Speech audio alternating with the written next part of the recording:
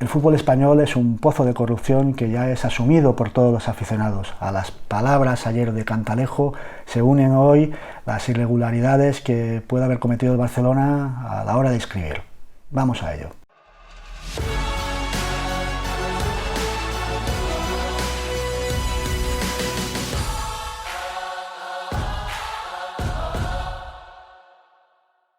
Son las 2 del mediodía y todavía no ha dimitido Medina Cantalejo, presidente del Comité Técnico de Árbitros. Ni siquiera ha sido cesado por el presidente de la Federación Española, Luis Rubiales, ni ha sido cesado por el Consejo Superior de Deportes, como procedería después de lo que supimos ayer, ese audio filtrado en el cual se escuchaba a Medina Cantalejo con un lenguaje del todo mafioso, pues amenazar, no sé si decir extorsionar a Estrada Fernández, el árbitro que había cursado una denuncia contra José María Enríquez Negreira y que no había seguido, digamos, los cauces que se les había pedido a todos los árbitros para encarar este tema.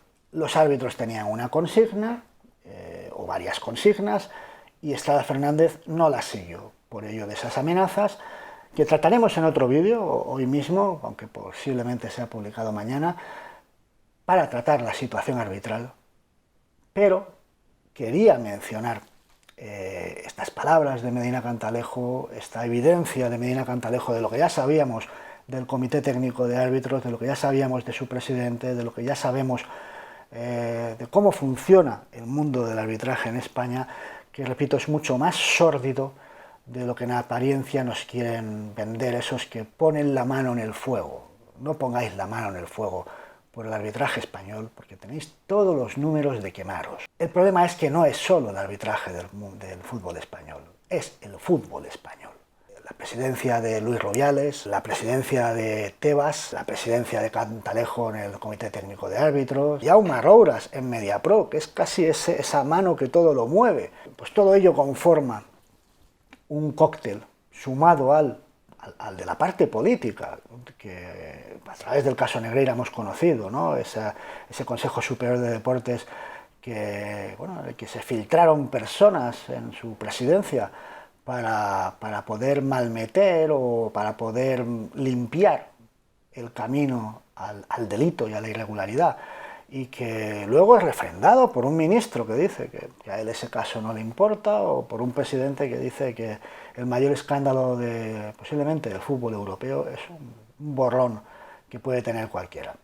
Eso es el fútbol español. Un presidente de la Federación Española que ha sido socio de un jugador del FC Barcelona al que se le concedió, siendo jugador del FC Barcelona, pues una plaza para un equipo que era propiedad de Gerard Piqué, estoy hablando, el Andorra, se le concedió la plaza que dejó vacante el Reus, ya digo, siendo socio de Luis Rubiales, un Gerard Piqué al que luego se le concedió el asignar ese equipo al grupo que él solicitó, que era el más sencillo de la segunda B, un Luis Rubiales que siendo socio de ese jugador ganaba mucho dinero, por ejemplo, si el Barça y el Madrid quedaban primero y segundo, ¿cómo los otros equipos no han dicho nada ante esa situación que yo, siendo madridista, digo que es un escándalo? ¿Cómo puede ser que el presidente de la Federación Española, el jefe máximo de los árbitros, cobre mucho más dinero en función de si el Madrid y el Barcelona quedan primero y segundo, porque eso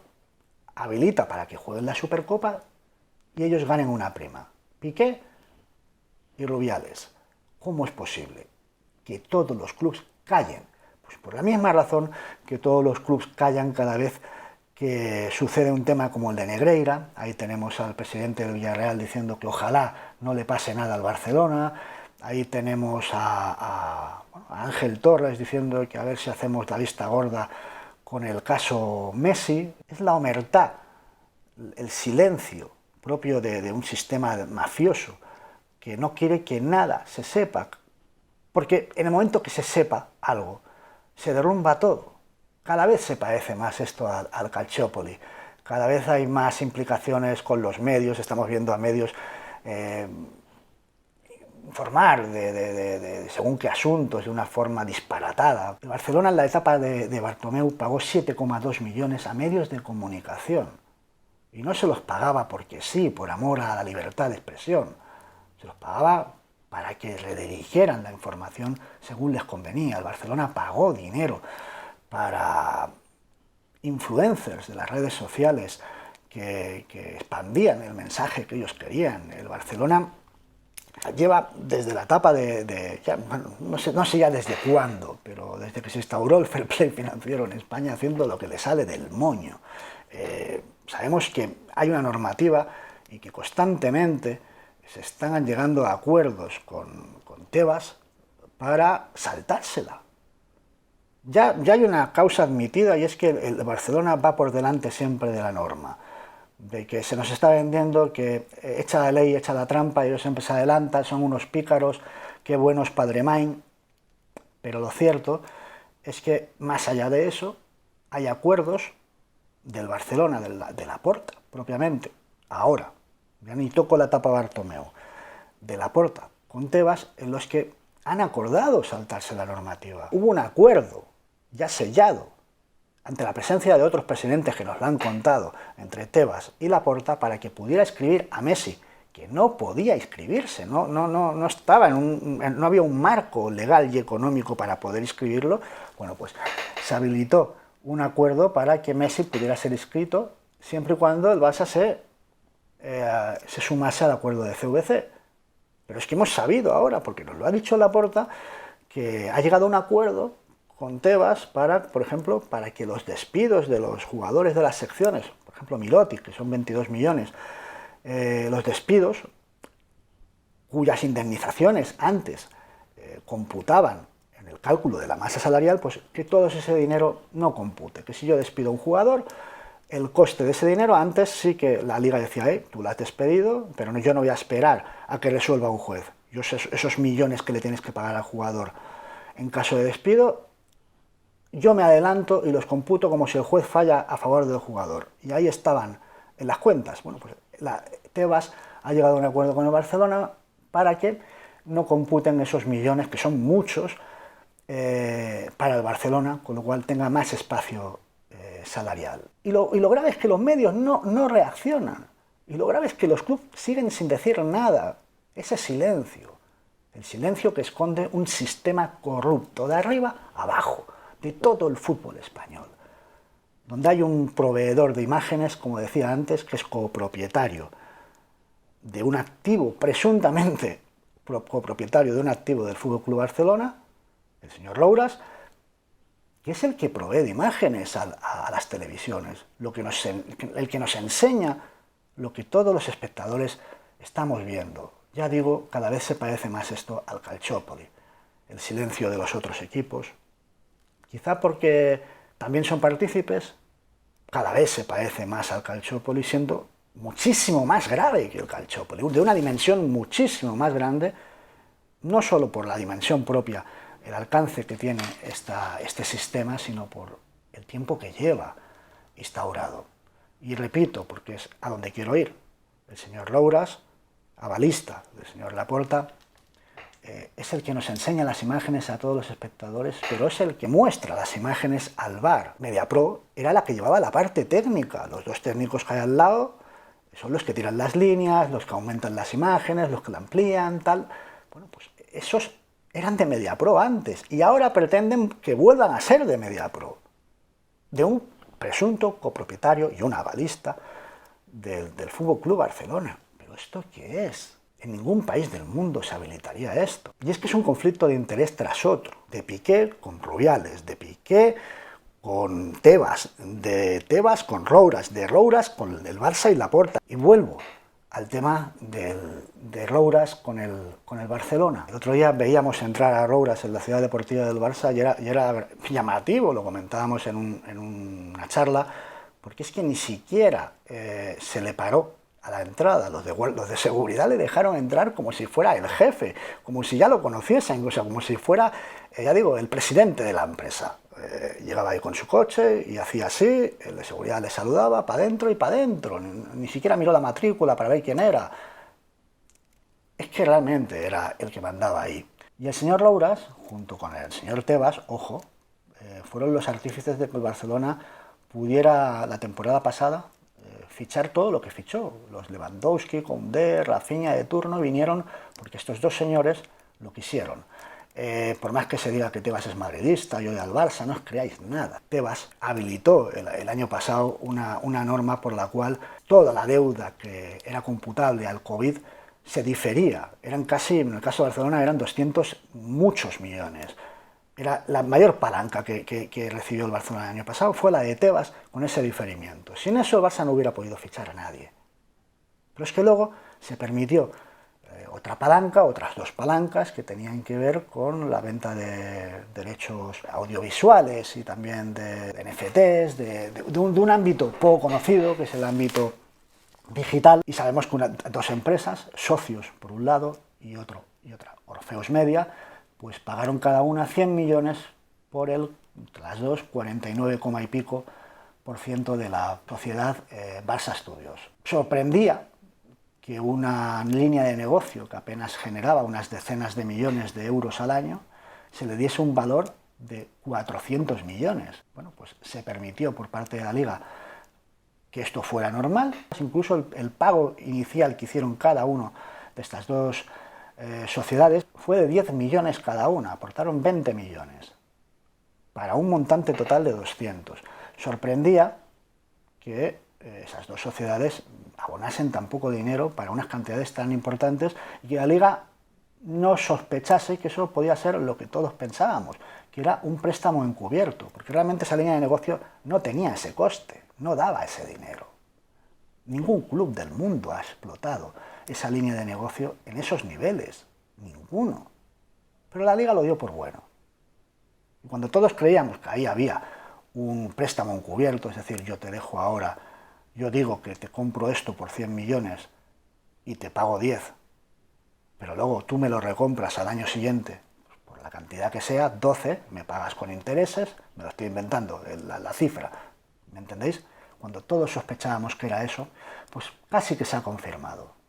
Ha llegado 2023 y según el contrato de socios y de Orpheus Media con el Barcelona, tenían que haber abonado un primer pago de 30 millones cada una, 60 millones, y esos pagos el Barcelona ha concedido a socios y a Orpheus Media que no se lo paguen.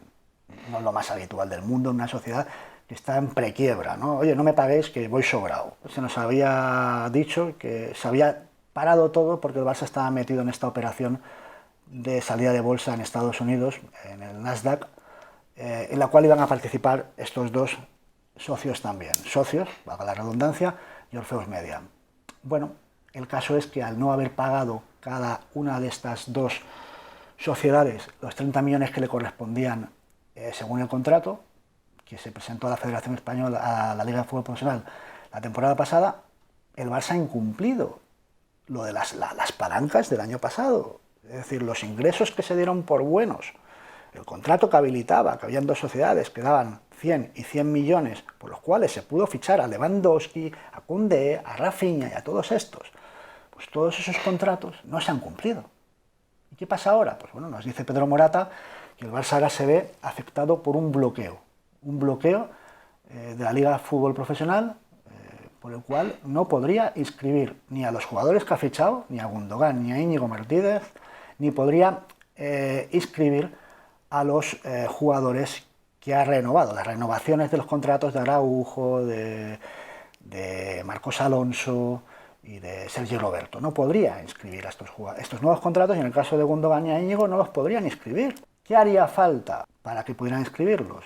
Bueno, pues que se abonasen esos 60 millones que no se han cumplido, que el Barça le dijo a la Liga que iban a llegar y por el cual se les habilitó para poder fichar el año pasado y que no se han cumplido.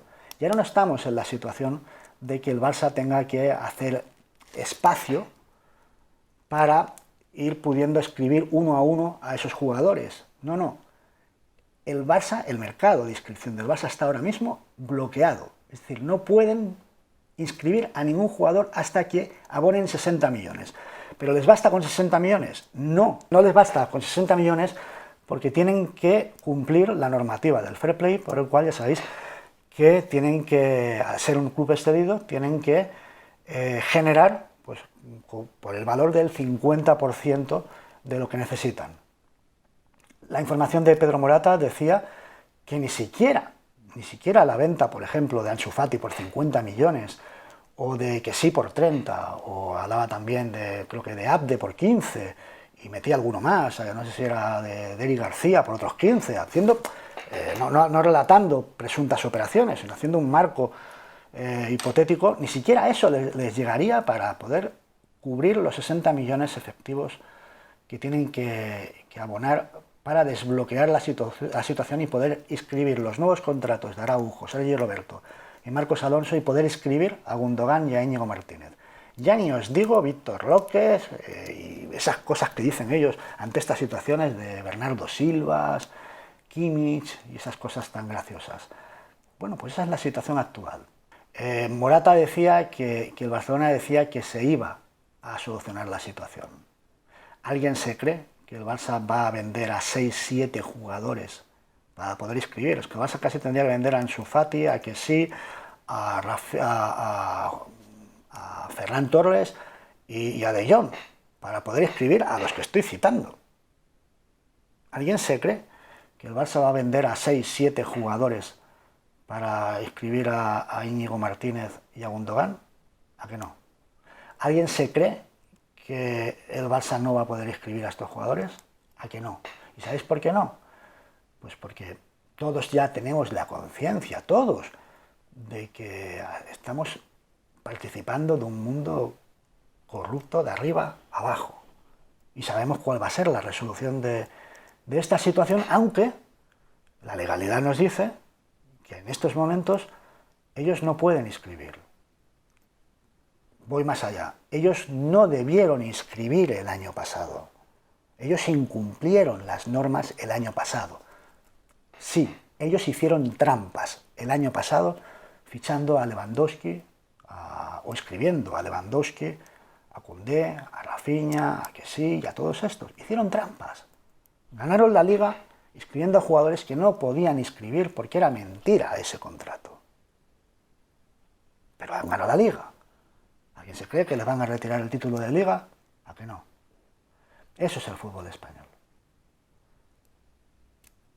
Nos vemos.